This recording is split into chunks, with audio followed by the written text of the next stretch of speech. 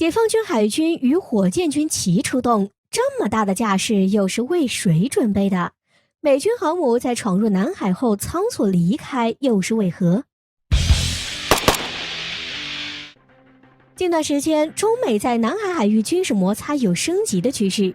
随着美军的航母、侦察机与轰炸机相继闯入我国周边海域，为了维护国家主权，我国的国防力量近期也是大动作频频。那么我军究竟做了哪些准备呢？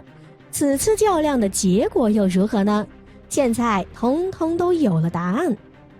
根据官方发布的通告，1月31号到2月1号，解放军将在渤海执行军事训练任务。1月31号到2月7号，邻近的黄海同样有军事任务。除此之外，东部战区的海军驱逐舰支队也在东海地区展开射击训练。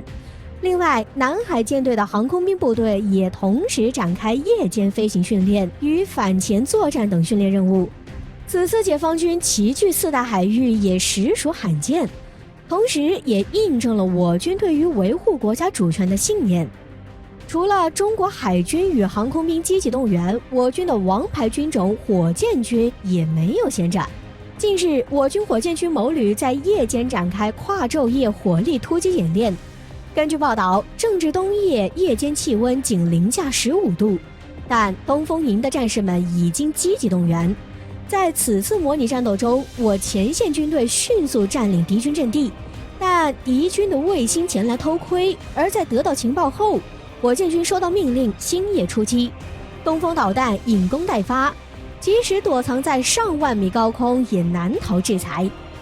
如果把海军与航空兵在各海域的军事行动与火箭军针对敌军卫星展开模拟打击结合来看的话，不难发现，这似乎是为了一场大战做准备。要说能动员我国海军的主要战力，并且能派侦察卫星前来侵扰，需要我军东风导弹出手的国家还能有谁？根据南海战略感知发布的卫星图，在1月23号进入南海进行自由航行的美军罗斯福号航母，在2月1号的时候已经被拍到待在了关岛军事基地，而在1月25号的时候，罗斯福号航母还有意闯入到黄岩岛附近的海域。如今1周的时间里，罗斯福号航母又出现在3000公里外的关岛，说明这艘航母是匆匆而来，匆匆而去。至于为何美军航母要仓促撤离南海，美军自己也明白，不该来的地方就别待太久，免得有来无回。我军的052D驱逐舰以及轰6轰炸机能携带鹰击12与鹰击18导弹，直接对航母造成威胁。此外，火箭军还有3个航母杀手，一个是全球首个具备反舰能力的弹道导弹东风21D，一个是拥有关岛快递之称，射程达到4000公里的东风26导弹。此外，还有一个技术甩美国几条街的全球首款入列高超音速导弹东风17。美军航母碰到其中任何一个，都将是一场灾难。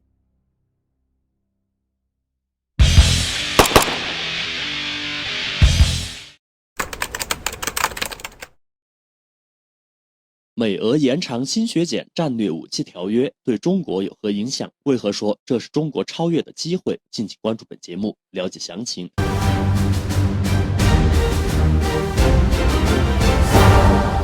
据环球时报的消息称，美俄双方目前已经同意延长新削减战略武器条约，决定把新削减战略武器条约的有效期延长5年。在接下来的一段日子里，美俄将各自完成其他一些必要的程序，以确保这一重要的相互制约的国际法律机制能够有效发挥作用。这一条约的延长也意味着，在2019年中导条约失效之后，俄美两国之间仅存的军备控制条约将得到保留。尽管如此，但该条约的延长并不意味着美俄之间长期紧张的关系会因此得到改善。不过，假如美俄之间这条仅存的双边军控协议都无法维持的话，那毫无疑问，两国之间的信任就将至冰点，甚至会演变成为世界性质的核军备竞赛。虽然延长了也不会改善两国之间的关系，背后肯定皆各有考量，但此次将新削减战略武器条约的有效期延长5年，好歹为两国今后继续就全国战略安全问题进行对话提供了一丝可能性。那么这份条约的延长对中国会有何影响吗？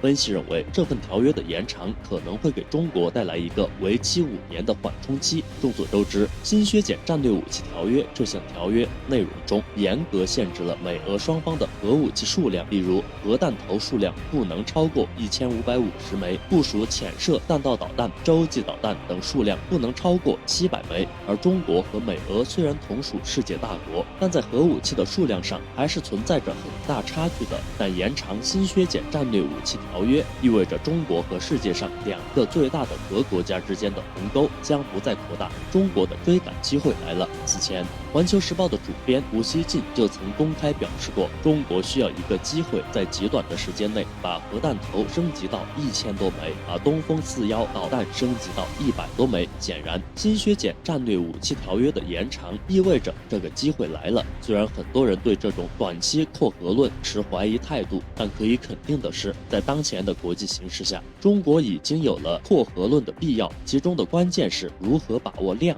虽然中国一直都有在强调不开第一枪，不率先使用核武器，但在这些声明的背后，中国一定要有数量和质量能让敌人有所忌惮，这一目标比单纯强调扩大核武更为重要。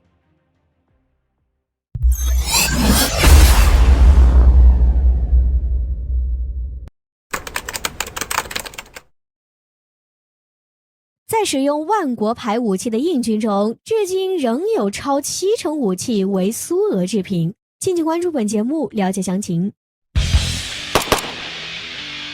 众所周知，在印度军队中，其武器装备的来源可谓是多种多样，用万国牌来形容，那也是丝毫不夸张。不过，这些武器大多数还是来自苏联与俄罗斯。目前，为了解决这一问题，印度总理莫迪强烈要求自家的军工厂推行印度制造。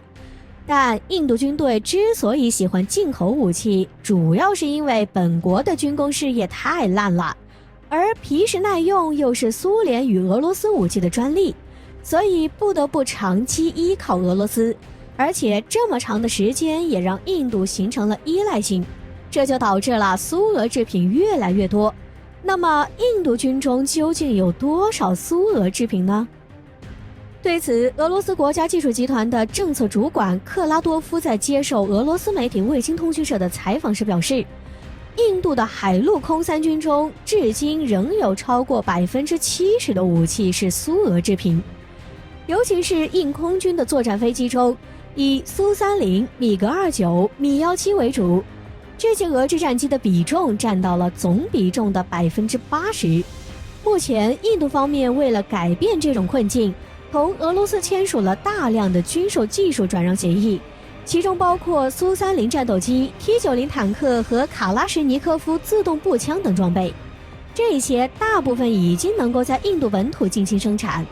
但要知道的是，所有这些都是建立在俄罗斯愿意提供技术援助的前提下的。如果没有俄罗斯的帮助，仅仅依靠印度薄弱的工业生产能力，恐怕再过30年也不可能拥有这些技术。最关键的是，在作战飞机方面，不管是苏30还是米格29，这些制造技术都在俄罗斯设计师的脑子里。一旦印度与俄罗斯之间出现间隙，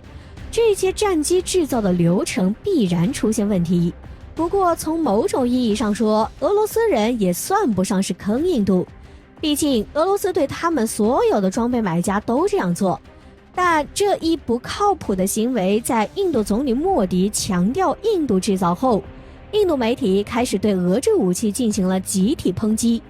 似乎是想将印军所装备的武器进行西化。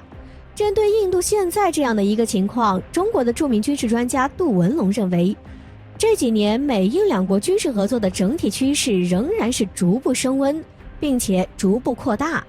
尽管存在俄罗斯武器装备采购项目的干扰，但美国人的动作已经说明了他们正在步步为营。只要美国人拥有高端技术，并热衷于在印度出售各种武器装备，而且热衷于进行军事演习，种种因素势必会将俄制武器挤出印度的武器装备序列。